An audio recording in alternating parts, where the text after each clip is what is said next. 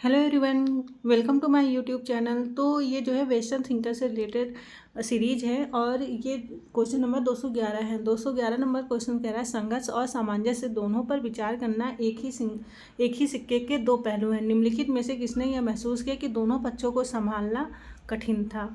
ए option है are डरेंडार, B option है एले कोजर, सी ऑप्शन है जी सिमेल, डी ऑप्शन है कार्ल मार्क्स। तो इसका राइट आंसर क्या होगा? जो संघर्ष है समाज में और सामंजस्य, ये दोनों ही जो है एक सिक्के के दो पहलू हैं। ठीक है, ये दोनों ही एक सिक्के के दो पहलू माने जाते हैं। और किसने यह महसूस किया कि दोनों पक्षों को संभालना कठिन था?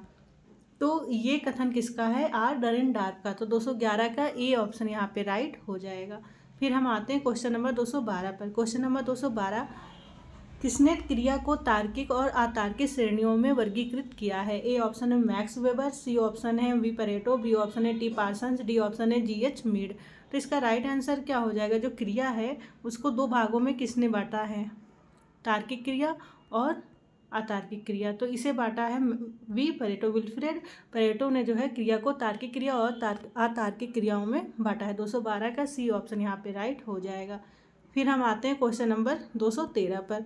213 नंबर क्वेश्चन कह रहे हैं निम्नलिखित में से किसने यह स्पष्ट किया कि संघर्ष का केंद्र बिंदु सैद्धांतिक नहीं होना चाहिए, अपितु इसका केंद्र बिंदु यथार्थवादी आधार पर सामाजिक जीवन में मुख्य प्रक्रिया पर होना चाहिए? तो इसका क्या ऑप्शन है? ए ऑप्शन है एले कोजर और B option R Collins, C option है आर डरेंडार्फ, डी ऑप्शन है सिमिल। तो इसका राइट आंसर क्या होना चाहिए? जो संघर्ष का केंद्र बिंदु सैद्धांतिक नहीं होना चाहिए बट अपितु इसका केंद्र बिंदु यथार्थ होना चाहिए। तो जो है संघर्ष को का केंद्र बिंदु सैद्धांतिक ना होकर जो है यथार्थवादी आधार पर सामाजिक क्रिया का मुख्य प्रक्रिया पर होना चाहिए। तो ये कहा है आर कॉलिंस ने। 213 का बी ऑप्शन यहाँ पे राइट हो जाएगा। फिर हम आते हैं क्वेश्चन नंबर 214 पर। 214 क्वेश्चन क्या कह रहा है? मानव समाज के विकास की सही अवस्थाओं का चयन करें। तो ये चार ऑप्शन है, चार ऑप्शन में से आपको जो है चयन करना है कि मानव समाज के विकास का कौन सा सही क्रम है। ए ऑप्शन है शिकार करना और खाना जमा करना, हो कल्चर, पशुपालन, हल और पालतू पशुओं पर आधारित कृषि, अर्थव्यवस्था और आधुनिक पूंजीगत उत्पादन। बी ऑप्शन है शिकार करना, खाना जमा करना, कृषि, अर्थव्यवस्था और पशुपालन और आधुनिक औद्योगिक पूंजीवाद। सी ऑप्शन है खाना जमा करना, शिकार करना, पशुपालन, कृषि, यांत्रिक कृषि उत्पादन। डी ऑप्शन है खाना जमा करना, शिकार करना, पशुचारण, बागवानी और कृषि। तो इसका राइट आंसर क्या होगा? देखो, सबसे पहले तो जो मानव समाज का विकास था वह जो है शिकार करना माना जाता है। तो ये सी और डी ये तो दोनों ही गलत ही हो जाएगा।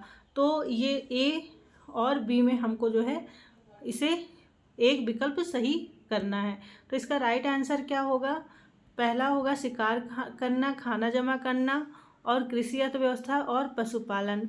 जबकि कृषि पहले उन्होंने पशुपालन किया है, होकल्चर और पशुपालन, और हल आधारित पशुओं पर आधारित कृषि अर्थव्यवस्था, और फिर आधुनिक औद्योगिक पूंजीवाद। ठीक है, उत्पादन, पूंजीगत उत्पादन। तो इसका राइट आंसर इस तरह से ए ऑप्शन राइट होगा। ठीक है, ये पहले ही खाना जमा करने के बाद उन्होंने कृषि व्यवस्था नहीं शुरू कर दिया था, बल्कि उन्होंने पहले पशुपालन, हो कल्चर और पशुपालन, हल अथवा पशुओं पर आधारित कृषि अर्थव्यवस्था। ठीक है, तो ये इसका right answer A option right हो जाएगा। पहले शिकार करना मानव समाज के विकास का क्रम था, फिर उन्हें खाना जमा करना, फिर हो कल्चर और पशुपालन, फिर आता है हल का आविष्कार हुआ, और हल और पशुओं पर आधारित कृषि व्यवस्था, मतलब जो है हल चलाकर और जो है कृषि किया जाने लगा। फिर आधुनिक औद्योगिक पूंजीगत उत्पादन का विकास हुआ। तो इस तरह से 214 का ए ऑप्शन यहाँ पे राइट हो जाएगा। फिर हम आते हैं क्वेश्चन नंबर 215 पर। क्वेश्चन नंबर 215 क्या कह रहा है? कार्ल मार्क्स ने के बीच वर्ग संघर्ष का जिक्र नहीं किया है। ए ऑप्शन है साधन शास्त्र और साधन विपन्न, बी ऑप्शन विपन्न, बी ऑप्शन धनी और निर्धन, सी ऑप्शन है बुर्जुआ और प्रोलेटेरियट, डी ऑप्शन है पूंजीवादी और श्रमिक वर्ग। तो जो है कार्ल मार्क्स ने जो है ये साधन शास्त्र, साधन विपन्न, बुर्जुआ और प्रोलेटेरियत और पूंजीवाद और श्रमिक वर्ग, इन तीनों की ही बात की है। लेकिन ये जो धनी और निर्धन वर्ग है इसकी बात कार्ल मार्क्स ने संघर्ष में जिक्र नहीं किया। तो 215 का बी ऑप्शन यहाँ पे राइट हो जाएगा। फिर हम आते हैं क्वेश्चन नंबर 216 पर। 216 नंबर क्वेश्चन क्या कह रहा है, निम्नलिखित में से किसने मार्क्स के सिद्धांतों को बहुउद्देशीय विश्व की एकल कारणीय व्याख्या है ठहराकर आलोचना की है। तो इसका राइट आंसर क्या होगा, इसका राइट आंसर हो जाएगा ए ऑप्शन है मैक्स वेबर, सी ऑप्शन है रेंडाल कॉलिंस, डी ऑप्शन है राल्फ रेनेनडार्फ और बी ऑप्शन है लेविस कोजर। तो जो मार्क्स के सिद्धांतों को बहुउद्देशीय विश्व की एकल कारणीय व्याख्या कहकर जो है आलोचना किया गया है, तो ये किसने किया है, रेंडाल कॉलिंस ने। 216 का सी ऑप्शन यहाँ पे राइट हो जाएगा। फिर हम आते हैं क्वेश्चन नंबर 217। ये मोस्ट इम्पॉर्टेंट क्वेश्चन है, ठीक है, और इसमें मुझे हमेशा कन्फ्यूजन हो जाती थी, लेकिन धीरे धीरे मुझे जो है कन्फ्यूजन, ये रिवीजन करने से ये कन्फ्यूजन सारी दूर होने लगती है। तो इसका राइट आंसर क्या हो जाएगा, श्रम विभाजन के कारण हस्तांतरण का उल्लेख किसने किया है। ए ऑप्शन है सोरोकिन, सी ऑप्शन है Gillin, B option Durkheim, D option है मार्क्स।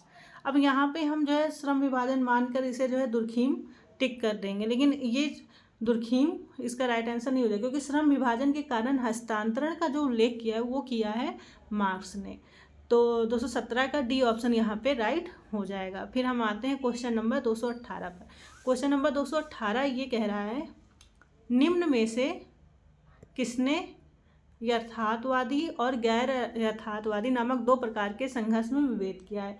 ए ऑप्शन है कार्ल मार्क्स, सी ऑप्शन है G Simmel, B option Lewis Coser, D option है आर रेनेनडार्फ। तो इसमें से इन दोनों में से क्या राइट आंसर हो जाएगा, इसने संघर्ष को जो है यथार्थवादी और गैर यथार्थवादी नामक संघर्ष में बांटा है। तो इसका राइट आंसर हो जाएगा लेविस कोजर। और ये क्वेश्चन जो है कभी कभार ऐसे पूछा जाता है, वास्तविक संघर्ष और अवास्तविक संघर्ष जो है ये, और इस प्रकार से संघर्ष को किसने बांटा है, तो ये भी इसका right answer Lewis and Coser होगा। ये शब्द जो है बदलकर वास्तविक और अवास्तविक में बांट दिया जाएगा, तब भी ये आंसर क्या होगा, कोजर, ठीक है। ये दूसरे प्रकार से वो क्वेश्चन पूछते, तो हम दोनों ही चीज़ें बताए दे रहे हैं कि इन क्वेश्चंस को आप जो है याद कर लीजिए, ठीक है, ताकि आपको याद रहे और अब आप एग्ज़ाम में सही करके आएँ। तो निम्न में से किसने यथार्थवादी और गैर यथार्थवादी नामक दो प्रकार के संघर्ष में विभेद किया है, लेविस ए कोजर ने। तो इस तरह से 218 का बी ऑप्शन यहाँ पे राइट हो जाएगा। फिर हम आते हैं क्वेश्चन नंबर 219 पे। 219 क्वेश्चन क्या कह रहा है, सामान्य और विकृत प्रकार में किसने विभेद किया है। ए ऑप्शन है रेडक्लिफ ब्राउन, बी ऑप्शन है T Parsons, C option Emile Durkheim, D option है एम वेबर। तो इसका राइट आंसर क्या हो जाएगा, जो सामान्य और विकृत प्रकार है ये इसमें विभेद किसने किया है, इमाइल दुर्खाइम ने। तो 219 का सी ऑप्शन राइट हो जाएगा। और कभी कभी ये क्वेश्चन जो है सामान्य और विकृत की जगह पे व्याधकीय हो जाता है, ठीक है, और ये कह के क्वेश्चंस पूछा जाता है। तो इसका राइट आंसर क्या होगा, इमाइल दुर्खाइम, ठीक है। तो 219 का सी ऑप्शन यहाँ पे राइट हो जाएगा। हम क्वेश्चंस में जितने भी चीज़ें जो कन्फ्यूजन करने वाली होती हैं तो वो हम जो है सारे क्लियर करते रहेंगे। मार्क्स के चिंतन में संशोधन और पुनर्विमुखीकरण के कारण नए सिद्धांत बनाए जाने को कहते हैं, क्या कहते हैं। ए ऑप्शन है नौ मार्क्सवादी सिद्धांत, बी ऑप्शन है उत्तर मार्क्सवादी सिद्धांत, सी ऑप्शन है पूर्व मार्क्सवादी सिद्धांत, डी ऑप्शन है मार्क्स के सिद्धांत की समालोचना। तो इसका राइट आंसर क्या हो जाएगा, जो मार्क्स के चिंतन में संशोधन और पुनर्विमुखीकरण करके नए सिद्धांत बनाए गए हैं, तो उस सिद्धांत को क्या कहा जाता है, उसे कहा जाता है नौ मार्क्सवादी सिद्धांत, ठीक है। तो कार्ल मार्क्स ने जिन चिंतनों पे बात नहीं की है, जिन समस्याओं पर, तो उस पर जो है संशोधन करके और पुनर्मुखी करके नए जो सिद्धांत बनाए गए तो वो जो है नौ मार्क्सवादी कहलाए। तो उस सिद्धांत को क्या कहा जाता है, नौ मार्क्सवादी सिद्धांत। तो इस तरह से 220 का ए ऑप्शन यहाँ पे राइट हो जाएगा। तो बने रहिए हमारे यूट्यूब चैनल पर, लाइक करिए, सब्सक्राइब करिए, कमेंट करिए और शेयर करिए। और यहाँ पर टेलीग्राम लिंक डिस्क्रिप्शन बॉक्स में दिया रहता है, तो टेलीग्राम लिंक से जुड़कर आप जो है नोटिफिकेशन आपको वहाँ पे मिलेगा, तो उस लिंक से आप लोग ज्वाइन कर लीजिए। तो फिर मिलते हैं हम नेक्स्ट वीडियो में। वीडियो देखने के लिए थैंक यू। मिलते हैं फिर हम नेक्स्ट वीडियो में। Thank you guys.